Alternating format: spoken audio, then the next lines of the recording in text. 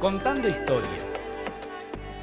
Habíamos visto el devenir, el desarrollo de la así llamada conquista y colonización, conquistadores, conquistados, términos indudablemente puestos en el tapete, en discusión y actualmente un poco en retirada, merced a las modernas corrientes historiográficas, filosóficas, que van cambiando con el tiempo y de este modo reanalizando lo que fue el devenir humano sobre el planeta Tierra. Si vemos aire, agua y tierra, nuestro planeta está mayormente cubierto por aguas. Decía un filósofo que debería llamarse océano y no tierra. Pero bueno, la tierra es el hábitat de la especie humana y ésta se largó desde su enseñoreamiento sobre el planeta al norte, al sur, al este, al oeste, cruzó los mares, cruzó los míticos 7 mares, descubrió los océanos, llegó al Polo Norte, llegó al Polo Sur, buscó los pasos interoceánicos y donde no los hubo, los creó. Así el Estrecho de Bering, así el Estrecho de Magallanes, así el Canal de Panamá sobre el Istmo de Panamá y el Canal de Suez sobre el Istmo de Suez. Son los pasos principales que permitieron al hombre hacer del planeta Tierra un fácil mapa a recorrer. Después quedan 2 aún ámbitos en etapa de exploración. La superficie submarina, que llega a miles de metros de profundidad y hacia las cuales el hombre va paulatinamente conquistando, recorriendo, estudiando, en búsqueda de elementos, materias primas, de energía que le permita coadyuvar a la existencia en un momento donde la explosión demográfica del planeta hace necesario la búsqueda incesante de nuevos elementos de manutención para la misma. Y la conquista del espacio, que ya venía augurándose desde los tiempos griegos, desde esos dibujos de helicópteros de Leonardo da Vinci, los hermanos que descubrieron o que inventaron esos aeroplanos hacia 1900 y que tras los globos aerostáticos se lanzaron tímidamente a la conquista del espacio. Hoy el hombre ya ha traspuesto la atmósfera, ya ha traspuesto la estratosfera y ya ha lanzado, tras la conquista de la Luna, prevista ya por la ciencia ficción, maravillosamente o fantasiosamente o profetizada por Julio Verne. Ya el hombre está con sus medios espaciales yendo hacia los confines de la Vía Láctea, hacia la búsqueda de quizá otras especies que también pueblen el cosmos.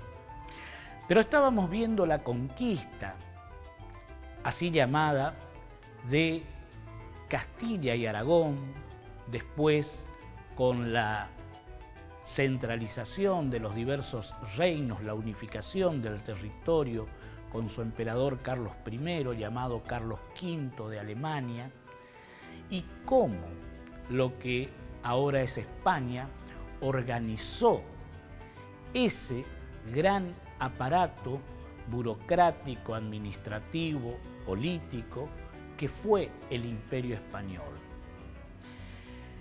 Partimos del matrimonio de Fernando e Isabel, los llamados reyes católicos, así titulados, por haber dado a evangelizar estas nuevas tierras para la religión cristiana. Y los mismos pertenecían a una dinastía desaparecida apellidada de los Trastámaras. Ambos dieron el fruto de sus conquistas a su hija primogénita Juana, la después apodada la Loca, quien se casó con un descendiente del Imperio Romano Germánico y proveniente de los Países Bajos, Felipe el Hermoso, que fallece al poco tiempo. Ella entra en una suerte de depresión, melancolía se la llamaba en ese momento, y presa de la desesperación por la muerte de su esposo, comete una serie de desaciertos que hace que se le nombre regente, primero a su padre, luego al cardenal, y el reino, o lo que comenzaba ya a ser el imperio, lo hereda su pequeño hijo Carlos, que heredó la parte de Europa por parte del padre y la parte de lo que es España y América por parte de su madre. Este niño, que recibe el título de Carlos V, gobernador o emperador de Alemania, y Carlos I de España, es el mismo. Nació en el Retrete. Su madre Juana había ido al baño y allí nació él. Queda la anécdota graciosa de la forma en que naciera el emperador que dio mayor amplitud al Imperio Español. Durante su imperio, el sol no se ponía en la vastedad del Imperio Español que iba desde las Polinesias, Filipinas, hasta toda América. El vasto recorrido, el derrotero del sol, había sido tomado por los conquistadores españoles. Y cabe recordar que Castilla, que era el reino más grande de la península ibérica, ya había participado en las guerras intestinas europeas entre francos e itálicos, entre ingleses y españoles, y había formado en esa reconquista contra los moros en esos 800 años, cantado por el poema del mío Cid tan epopélicamente, había formado una clase guerrera realmente sumamente aguerrida, sumamente preparada para la guerra. Así participó del llamado saco o saqueo de Roma en esa guerra entre franceses e itálicos y los reinos o los territorios papales. Allí las figuras de Pedro de Valdivia, de Pedro de Mendoza, se vieron ya preparadas, dotándose de esta manera del mal llamado arte de la guerra. Y esa experiencia, esa hazaña, ese temple fue traído a las Indias occidentales, a la llamada América en la conquista.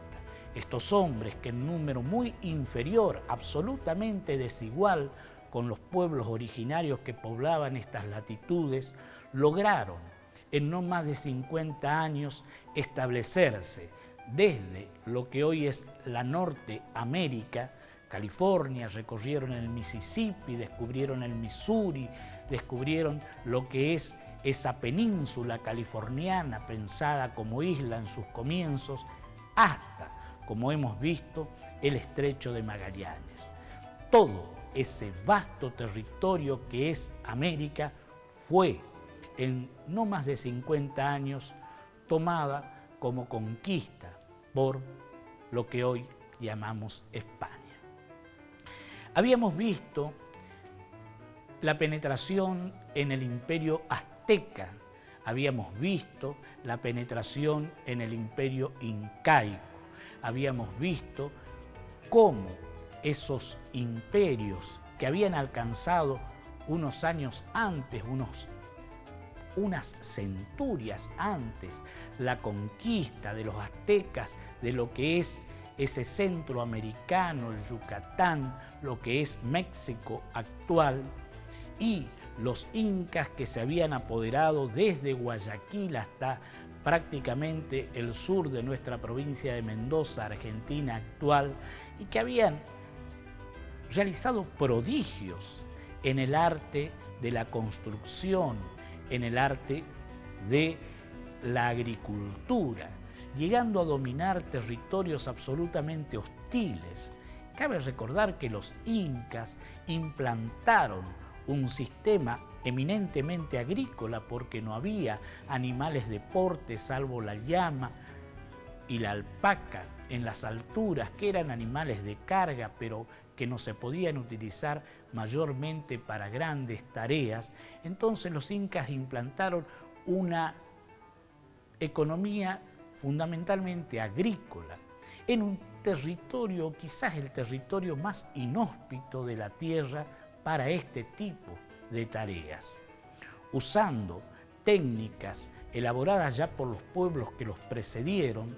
Los incas cultivaron más de 200 especies de papa, cultivaron el maíz, que era el centro o la fuente principal de alimento para sus vasallos, y ganaron las alturas de los Andes mediante un sistema de plantación hecho en base a pircas o terrazas que con muros o murallones de piedra iban formando tablones aptos para la plantación, con un sistema de regadío concéntrico, utilizando el agua de los deshielos, que iba creando diversos microclimas en esos tablones o plantones, aptos de esta manera, con el sistema de regadío y de la distancia entre la cumbre y las laderas, para la siembra de diversas especies vegetales. Esto y un sistema de trabajo comunitario llamado ayllu permitió a los incas utilizar óptimamente el poco tiempo apto que la naturaleza les brinda en las alturas de los Andes para desarrollar sus plantaciones.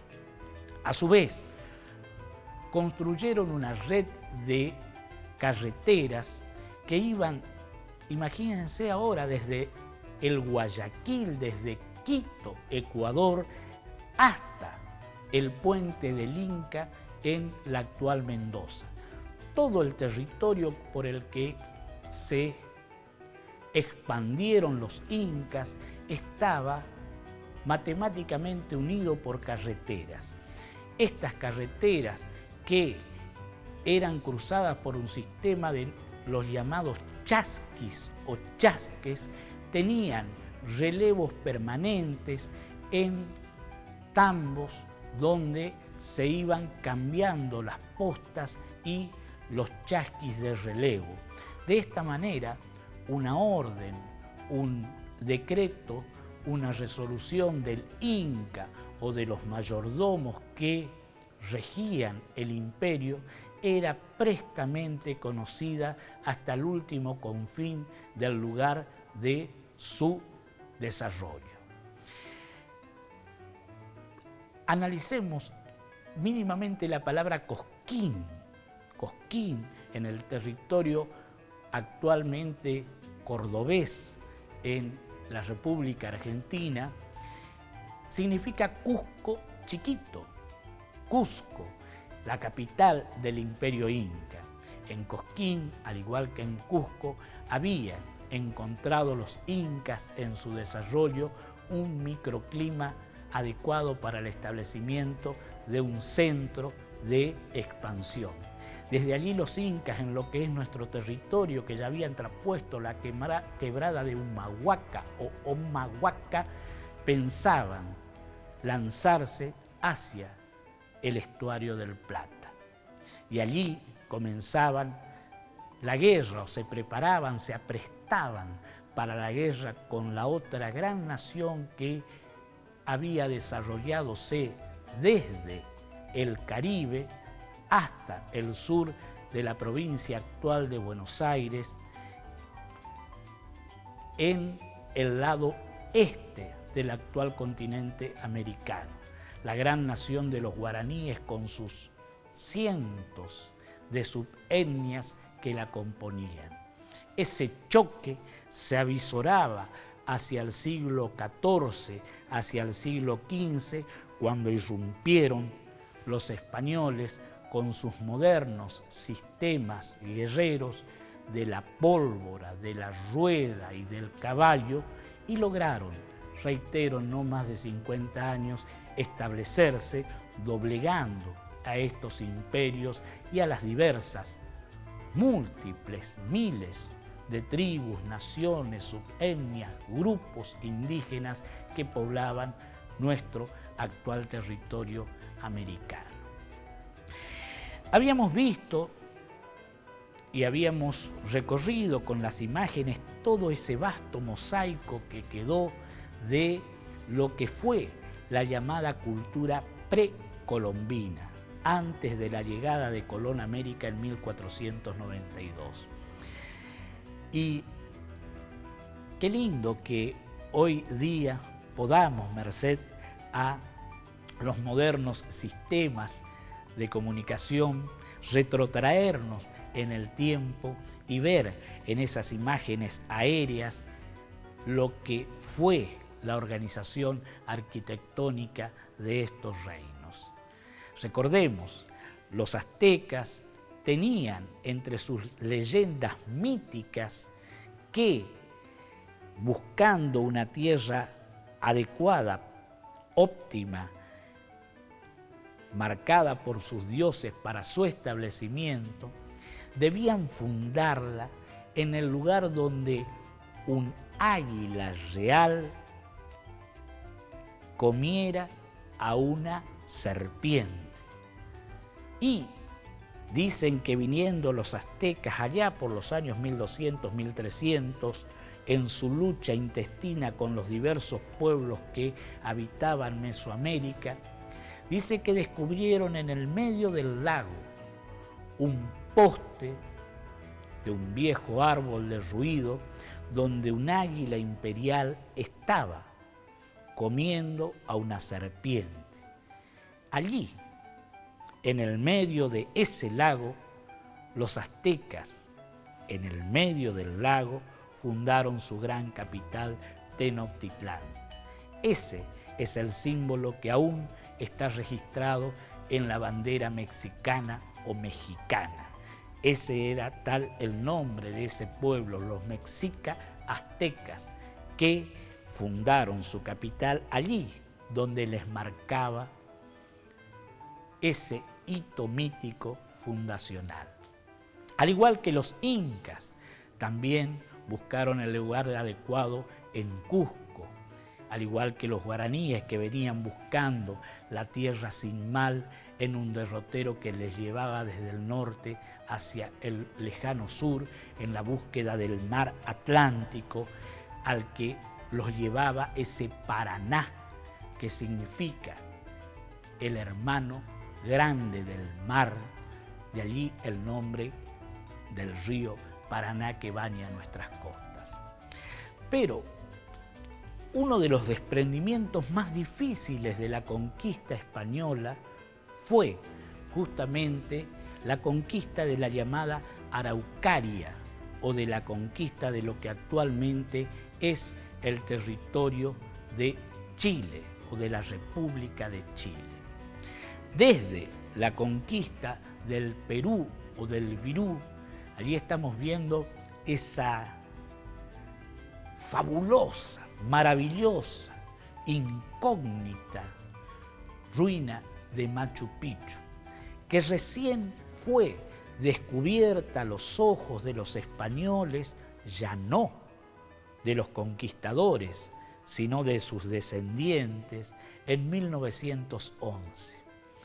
Desde 1500 hasta 1900 estuvo oculta esta maravillosa construcción que habían hecho en lo alto de los cerros los incas y que, al igual que Masada, presumen los historiadores que optó por autoinmolarse antes que entregar este secreto inca y esta maravillosa construcción a la codicia de los conquistadores españoles.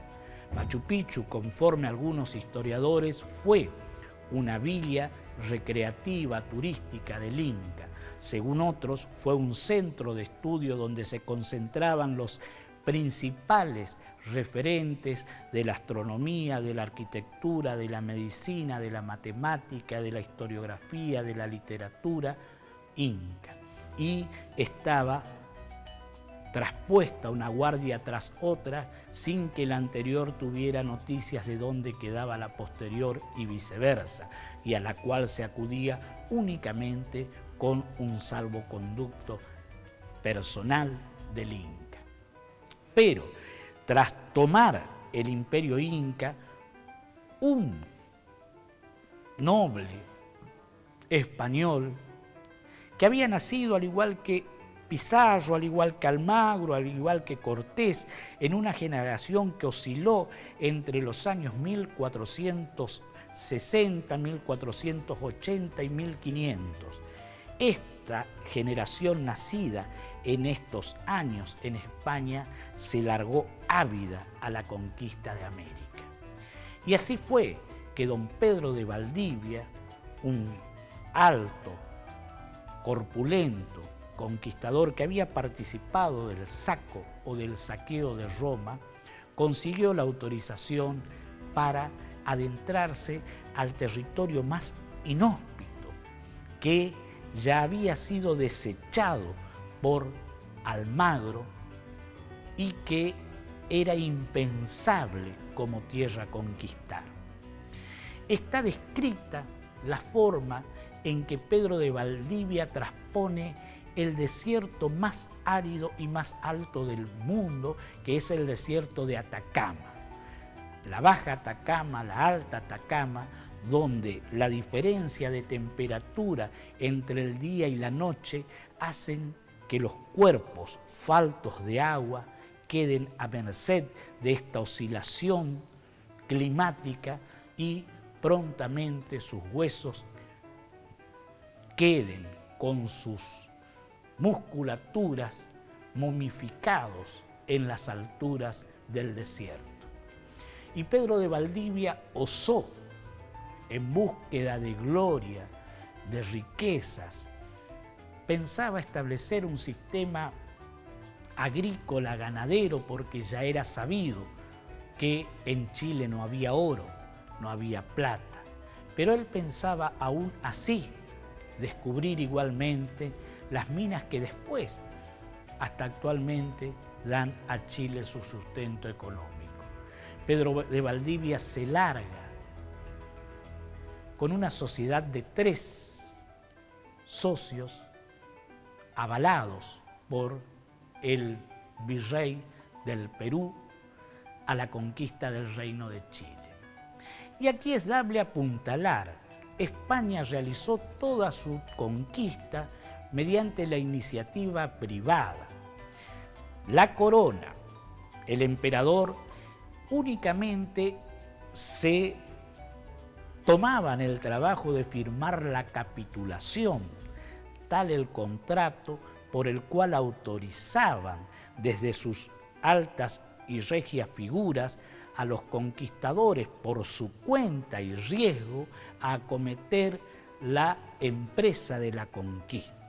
Fueron muy pocos los casos en que, como el de Pedro de Mendoza, el emperador puso algo del tesoro real para la empresa. Bueno, el caso de Pedro de Valdivia, con una sociedad orquestada en base a 3 socios, se lanzó a la conquista de Chile. Y aquí escribió páginas memorables en la epopeya americana la figura del cacique Caupolicán, la figura de su predecesor, el lonco Lautaro. Lautaro, que fue paje, que fue tomado de niño por el mismo Pedro de Valdivia, adquirió la destreza, la presteza, el arte militar español e inculcó esta forma de guerrear a la nación araucana, compuesta por esa llamada raza mapuche, que le ofreció a la codicia, a la entrada española, una de las páginas más memorables del choque entre ambas civilizaciones, descritas fantasiosa y maravillosamente en ese poema épico, uno de los primeros que describen en forma de poema la conquista de América, titulada La Araucaria o La Araucana, escrita por Ercilia, uno de quienes componían esa loca comitiva de don Pedro de Valdivia. Ya lo veremos y narraremos contando nuestra historia.